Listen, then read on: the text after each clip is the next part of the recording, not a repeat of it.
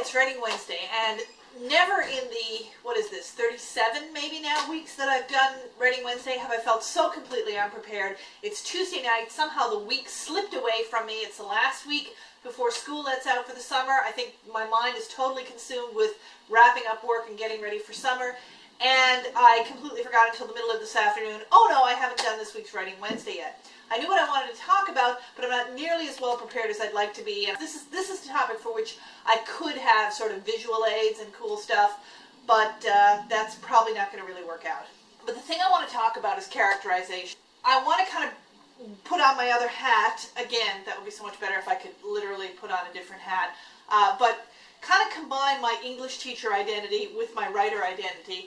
Because one of the terms I always teach my students when talking about, characterization, when you're reading and kind of analyzing a novel, trying to understand what the writer's doing, is the difference between flat and round characters, which of course has nothing to do with physique, but has to do with how characters are developed. And I think this is something that we all sort of instinctively understand and recognize as readers, that there are characters that are just kind of background characters and almost stock or stereotype characters, and then there are the major characters who tend to be more richly and fully developed. So your flat character, for example, would be someone like this attractive, youngish, possibly Asian lady in a black dress and high heels drinking a glass of wine. That's really all we know about her. And we know she's a flat character because there's no depth to her. And there's nothing really behind her either, except some print that was on her bum in the magazine. Now, if I had a Barbie doll or something here, I guess I could nicely, illustrate the difference with a rounded character. But hey, I've got me, I'm a real human being. Look at me, there's depth to me.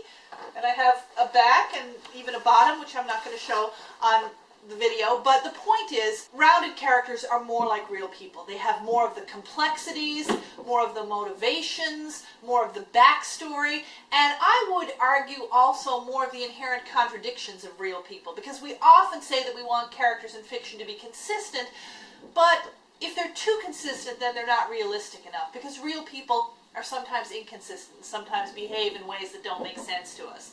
So well-rounded characters in literature need to have depth and complexity, and it's hopefully fairly easy if you're writing a novel with any level of literary ambition, I guess is the word at all, to make your main characters fairly well-rounded, and that's something that you work on. But I think what I'm really thinking about now is the minor characters, and the reason I'm thinking about this is largely that I have a couple of characters that I think are much flatter than they ought to be in the current book.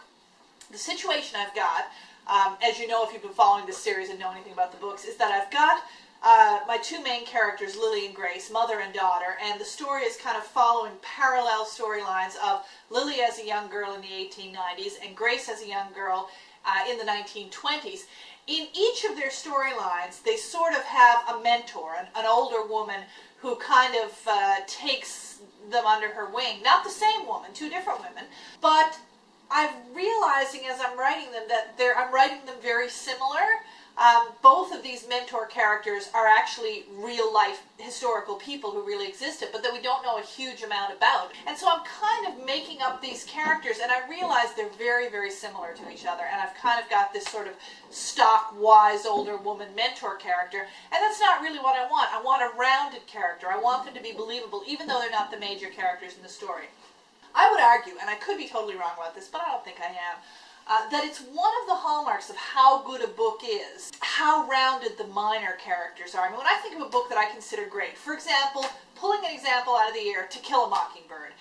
This would be a great time to hold up a copy of To Kill a Mockingbird, but again, lack of preparation, all my copies are at school. But if you're familiar with To Kill a Mockingbird, I mean, obviously the main characters, Scout Finch, Atticus Finch, Boo Radley in a strange kind of way because he appears in the book so little, Tom Robinson, Baba May, Ellie Ewell, those important characters are quite richly developed.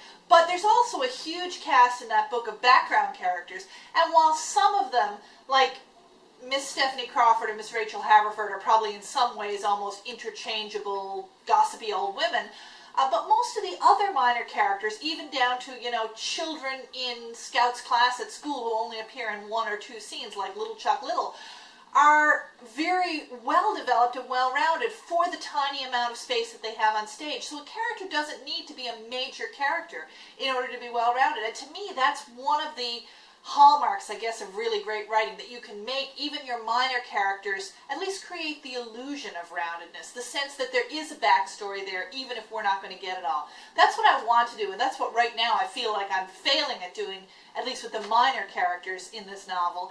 And it's something that I'm really going to need to be working on in the next rewrite. At this point, I'm still pushing through first draft stuff, but I'm kind of making mental notes of things that need to be worked on, and certainly giving more depth and richness to these minor characters, particularly to these two mentor figures, so that they're distinct from each other and jump off the page like real people. That's one of my big challenges, because I don't want them to be flat like that at all.